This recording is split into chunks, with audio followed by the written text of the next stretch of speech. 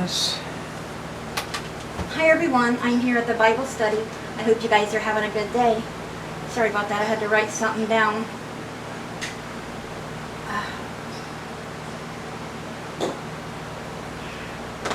This is a patch. My lung's killing me today.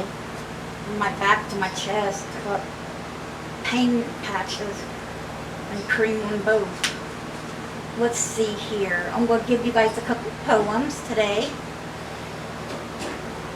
Okay, I think I'm going to read A Christian. When I say I am a Christian, I'm not shouting I've been saved. I'm whispering I get lost at times. That's why I choose this way. When I say I am a Christian, I don't speak with human pride. I'm confessing that I stumble, needing God to be my guide. When I say I am a Christian, I'm not trying to be strong. I'm professing that I'm weak and pray for strength to carry on. When I say I am a Christian, I'm not bragging of success. I'm admitting that I failed and cannot ever pay the debt. When I say I am a Christian, I don't think I know it all. I submit to my confusion, asking humbly to be taught. When I say I am a Christian, I'm not claiming to be perfect. My flaws are all too visible, but God believes I'm worth it. You're worth it to God.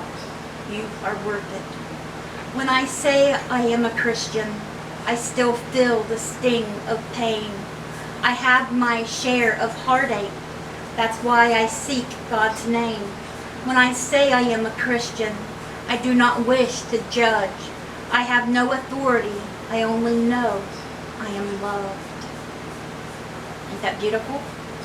And it's so true. You think you're not loved?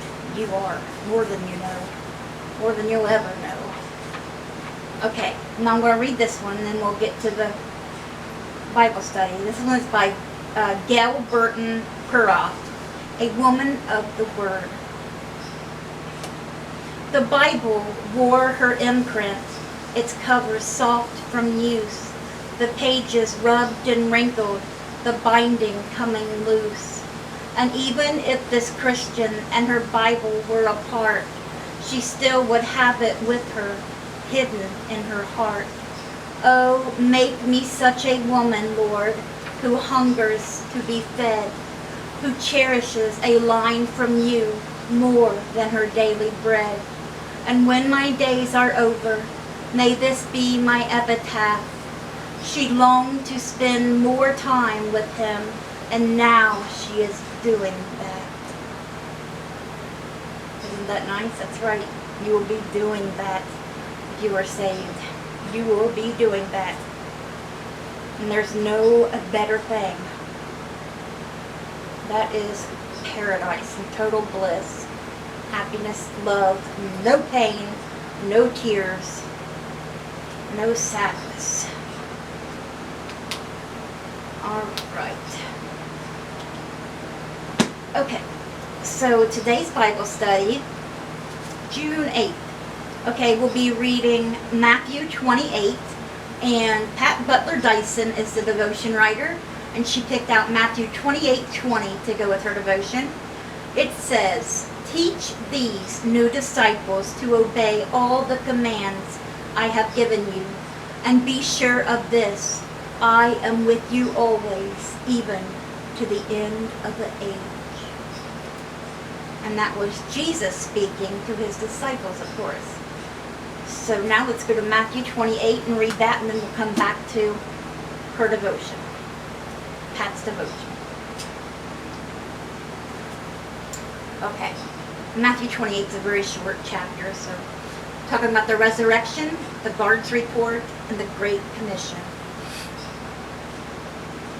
After the Sabbath, at dawn on the first day of the week, Mary Magdalene and the other Mary, Jesus' mom, went to look at the tomb. There was a violent earthquake, for an angel of the Lord came down from heaven, and going to the tomb, rolled back the stone and sat on it. His appearance was like lightning, and his clothes were white as snow. The guards were so afraid of him that they shook and became like dead men.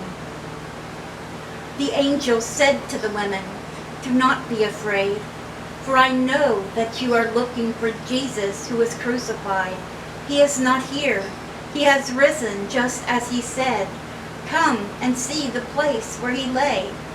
Then go quickly and tell his disciples, he has risen from the dead and is going ahead of you into Galilee. There you will see him. Now I have told you." So the women hurried away from the tomb, afraid yet filled with joy, and ran to tell his disciples. Suddenly Jesus met them. "Greetings," he said.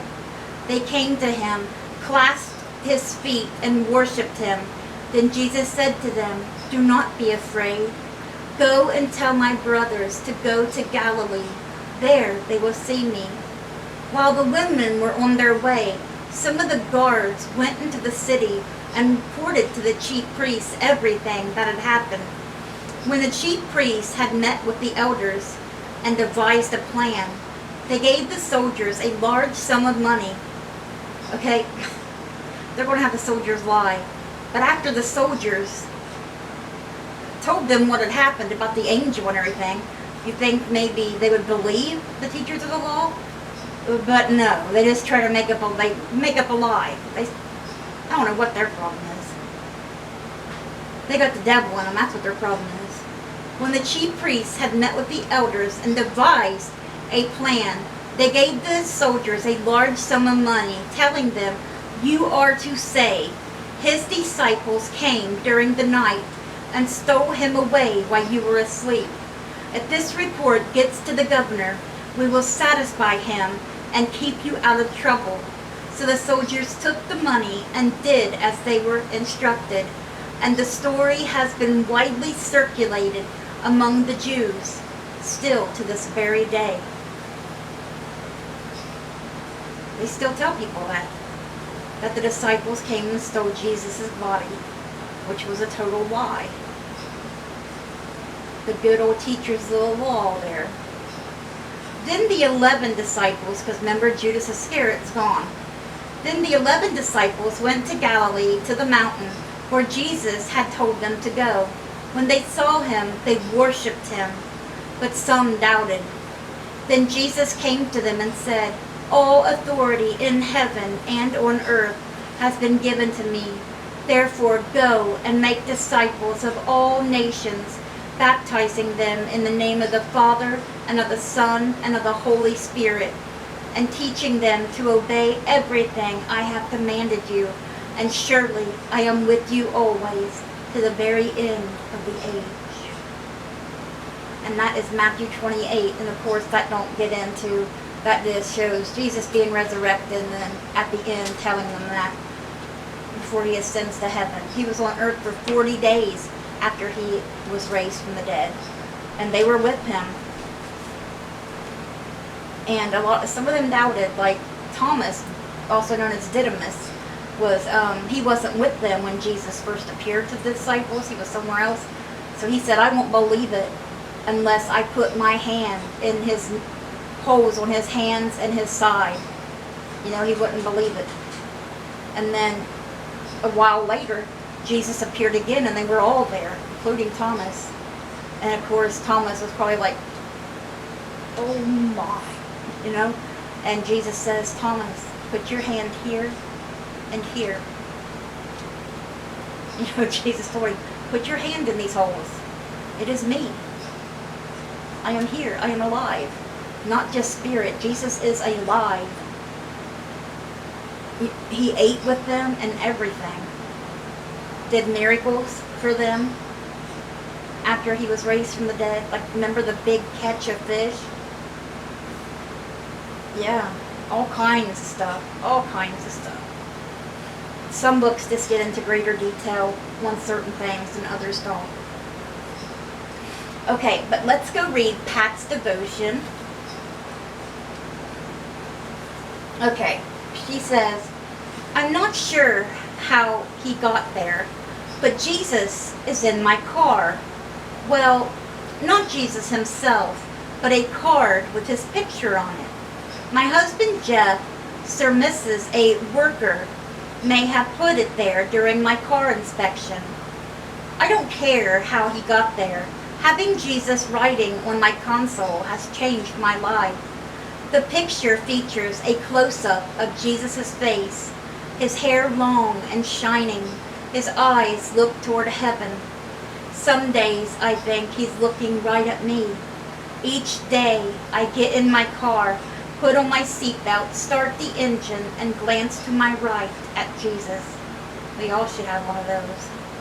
Having Jesus beside me while I'm driving makes me think twice before I shake my fist at a guy who cut me off or mutter unkind words about the woman who wouldn't let me merge. If I'm late and start to exceed the speed limit, I glance to my right, see Jesus looking at me, and slow down. Other times when I'm troubled or depressed, I look to Jesus and am reassured that I'm not alone and that things will be all right. In my heart, I know Jesus is with me every minute, every day, no matter where I go. But having a visual reminder of his constant presence gives me peace and comfort. I'm grateful to the person who put Jesus' picture in my car. Having Jesus as my passenger makes every day better. We should all do that. We really should. And your homework is find a picture of Jesus that comforts you. Put it somewhere you'll see it every single day. Even if it's in your car like she did. And you can talk to Jesus. You can talk to God while you're driving down the road. You can talk out loud. He hears you. Even if you're thinking it, he knows what's in your heart. Talk out loud. I do all the time. Especially when I'm here alone. People think, oh, you're crazy. You're talking to yourself. No, I'm not talking to myself. I'm talking to the Lord. And it makes me feel so much better. It makes you feel so wonderful talking to the Lord, just like he's your brother and your best friend and God's your father, because they are. And just talking to them like your brother or sister was right here beside you having a conversation. He's here. We just can't see him. Okay, guys, so everybody pick their animal for the animal devotion. I forgot to color some of this, but okay. So, sure, pick an animal. A dog again? Yep. Okay, sure, pick the dog. You guys can pick the same. Let's see here. The devotion is by Randy Benedito. The Bible verse is Revelation 3:20. It says, "Look, I stand at the door and knock. If you hear my voice and open the door, I will come in, and we will share a meal together as friends." This one is called Come and Dine. I was amazed at the large number of hummingbirds. Hummingbirds, guys. First time we had that one. Hummingbirds in the mountains of Colorado where I live. We fed them in brightly colored glass flowers full of sweet, sugary water. But since bears roam this area, I bring the feeders in at dusk and put them out again at first light. One morning, a hummingbird landed on the feeder while I still had it in my hand. Trusting as can be, it eagerly sipped the nectar just a few inches from my amazed eyes. Other hummers flew around, but only this one was hungry enough and confident enough to draw near to me. Occasionally, the fluttering bird paused and looked up at me with his tiny eyes before resuming its breakfast, seemingly confident that all was well, and I felt determined it would be well. If anything had tried to interrupt that communion or tried to harm my innocent, fragile little friend, it would have to come to me first. I feel drawn to the Master's table and feel the safety of his presence when I'm reading the scriptures. God's words are fulfilling and comforting to me, but let me be honest and authentic. If there is something in my life that isn't right and I turn to the Bible, God has been faithful to point the wrong out to me so I can get rid of it and repent. God doesn't chase me from his table, but shows me how to draw near him again. I take God at his word, and he is knocking and speaking to my heart's door. If I will open my heart, he will come in and eat and commune with me. I trust him like the hummingbird trusted me as he ate at the feeder in my hand. You prepare a table before me in the presence of my enemies. You anoint my head with oil. My cup overflows. Psalm 23:5. Okay, Sherm, come look. I forgot to color the grass. You didn't want to see it? Oh, The hummingbirds with flowers. yeah. I thought that one was pretty. I thought I'd done good on that one. You did. You see the birds? Yeah. I've got little hummingbirds. I got 5 hummingbirds. I tried to make the glass feeders and other flowers. Hummingbirds love the color red. When we lived at a place when we first got married, I had a hummingbird feeder in the garden that I made, flower bed.